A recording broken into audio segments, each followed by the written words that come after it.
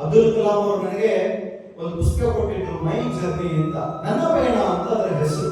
ಅದನ್ನ ಓದಬೇಕಾದ್ರೆ ಒಂದು ಇನ್ಸಿಡೆಂಟ್ ಅನ್ನ ಕೋಟ್ ಮಾಡಿದ್ದಾರೆ, ನಿಮಗೆ ಹೇಳಬೇಕು ಅದನ್ನ. ಅಬ್ದುಲ್ ಕಲಾಂ ಅವರ ತಂದೆ ಇಮಾಮ್ ಆಗಿ ಕೆಲಸ ಮಾಡ್ತಿದ್ದಂತವರು, ಜೊತೆಯಲ್ಲಿ ಅವರು ಒಂದು ಸಣ್ಣ ಸಣ್ಣ ಬೋಟ್ಗಳನ್ನು ತಯಾರು ಮಾಡ್ತಾ ಇದ್ರು.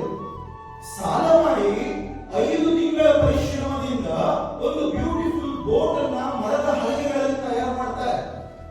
ನಮ್ಮ ಅಬ್ದುಲ್ ಕಲಾಂ ಅವರು ಆ ಹಡಗಿನ ಹತ್ರ ಹೋಗಿ ಪ್ರತಿದಿನ ಅವರ ತಂದೆಯ ಹತ್ರ ಸ್ಟೋರೀಸ್ ಅನ್ನು ಕೇಳ್ತಿರ್ತಾರೆ, ಮಾರ್ಗದರ್ಶನವನ್ನು ಪಡ್ಕೊಳ್ತಿರ್ತಾರೆ. ಒಂದು ದಿನ ಏನಾಯ್ತಪ್ಪ ಅಂದ್ರೆ, ಆ ರಾಮೇಶ್ವರದ ಸಮುದ್ರದ ತೀರಕ್ಕೆ ಒಂದು ಭಯಂಕರವಾದ ಬಿರುಗಾಳಿ ಬೀಸುತ್ತೆ. ಆ ಬಿರುಗಾಳಿಯ ಎಫೆಕ್ಟ್ ಹೇಗಿತ್ತು ಅಂದ್ರೆ, ಮನೆಗಳೆಲ್ಲ ಚಿತ್ರವಾಗಿ ಹೋಗಿತ್ತು. ಮನೆಗಳೇ ಚಿತ್ರವಾಗಿತ್ತು ಅಂದ್ರೆ ಆ ಬೋಟಿನ ಪರಿಸ್ಥಿತಿ ಏನಾಗಿರ್ಬೇಕು? ಅಬ್ದುಲ್ ಕಲಾಂ ಅವರು ಮಾರನೇ ದಿನ ಬೆಳಗ್ಗೆ ಹೋಗಿ ಸಮುದ್ರದ ಬೆಳದಲ್ಲಿ ಆ ಬೋಟನ್ನು ಕೆಟ್ಟಾಕಿ ಜಾಗದಲ್ಲಿ ಹೋಗಿ ನೋಡಿದ್ರೆ ಆ ಹಲಗೆಗಳೆಲ್ಲ ಚೂರಾಗಿ ಪೀಸ್ ಆಗಿ ಬಿದ್ದಿತ್ತು. ತುಂಬಾ ದುಃಖ ಆಯಿತು.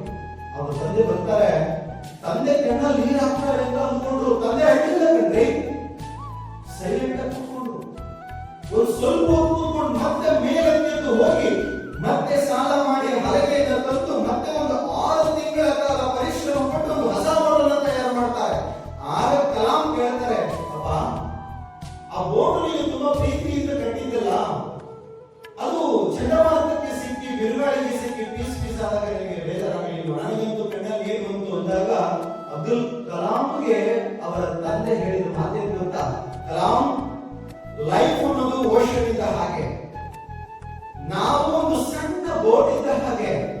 ಸಮುದ್ರ ಅಂದಮೇಲೆ ಹೇಗೆ ಯಾವ ಟೈಮಲ್ಲಿ ಯಾವಾಗ ಹೇಗೆ ಹೇಳಿಕೆ ಬರ್ತಾವ, ಅಲೆಗಳು, ಸುನಾಮಿಗಳು, ಬಿರುಗಾಳಿಗಳು, ಚಂಡಮಾರುತಗಳು, ಹೇಗೆ ಸಮುದ್ರದಲ್ಲಿ ಬಿರುಗಾಳಿಗಳು, ಚಂಡಮಾರುತಗಳು, ಅಲೆಗಳು ಬೀಸ್ತಾ ಇರ್ತವೋ, ಒಂದು ಸಮುದ್ರದ ತೀರಕ್ಕೆ ಅಪ್ಪಳಿಸ್ತಾ ಇರ್ತವೋ, ಸಮುದ್ರದ ತೀರದ ವಸ್ತುಗಳು ಆಗುವ ಮಟ್ಟಿಗೆ ನಮ್ಮ ಲೈಫ್ ಅಲ್ಲೂ ಕೂಡ ಅವಮಾನಗಳು, ನಿಂದನೆಗಳು, ಪ್ರಾಬ್ಲಮ್ಸ್ ಎಲ್ಲವೂ ಕೂಡ ಅಲೆಗಳ ಹಾಗೆ, ಬಿರುಗಾಳಿಗಳ ಹಾಗೆ ಬಂದು ಅಪ್ಪಳಿಸ್ತಿರ್ತವೆ. ಯಾವ ರೇಂಜ್ಗೆ ಅಂದ್ರೆ ಲೈಫೇ ಬೇಡಪ್ಪ ಅಂತ ಹೋಗಿ ಆತ್ಮಹತ್ಯೆ ಮಾಡಿಕೊಳ್ಳುವ ರೇಂಜಿಯ ಕಷ್ಟಗಳು, ಅವಮಾನಗಳು ಬಂದು ಅಪ್ಪಳಿಸ್ತಿರ್ತವೆ.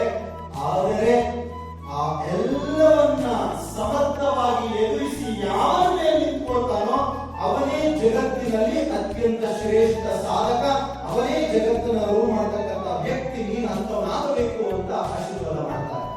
ಅದಾಗಿ 30 ವರ್ಷ ಆಯ್ತು. 30 ವರ್ಷದ ನಂತರ ಶ್ರಾವಣ ಬಿಟ್ಕೊಳ್ಳಿ, 1979 ಇಡೀ ಜಗತ್ತು ಭಾರತದ ಕಡೆ ಯಾವುದೋ ಒಂದು ಉಪಗ್ರಹ ಉಡಾವಣೆ ಮಾಡುತ್ತಂತೆ. ಭಾರತ ಅಸಡ್ಡೆ ಅಲ್ಲ ಒಂದು ದೇಶದ ಮೇಲೆ. ಅವಾಗ ಭಾರತ ಯಾವುದೋ ಒಂದು ಸ್ಯಾಟಲೈಟ್ ಅನ್ನು ಉಡಾವಣೆ ಮಾಡುತ್ತಂತೆ ಅಂತ ನೋಡ್ತಾ ಇತ್ತು. 1979 ಪ್ರಾಜೆಕ್ಟ್ ಡೈರೆಕ್ಟರ್ ಆಗಿ ಅಬ್ದುಲ್ ಕಲಾಂ ಅವರು SLV-3 ಅನ್ನೋ ಒಂದು ಸ್ಯಾಟಲೈಟ್ ಅನ್ನು ಲಾಂಚ್ ಮಾಡಿದ್ರು. 4 ಸ್ಟೇಜಸ್ ಇತ್ತು. ಅದಕ್ಕೆ 2ನೇ ಸ್ಟೇಜ್ಗೆ ಹೋಗಬೇಕಾದ್ರೆ ಬ್ಲಾಸ್ಟ್ ಆಗಿ ಪೀಸ್ ಆಗಿ ಬಂಗಾಳದವರಿಗೆ ಬಿತ್ತು.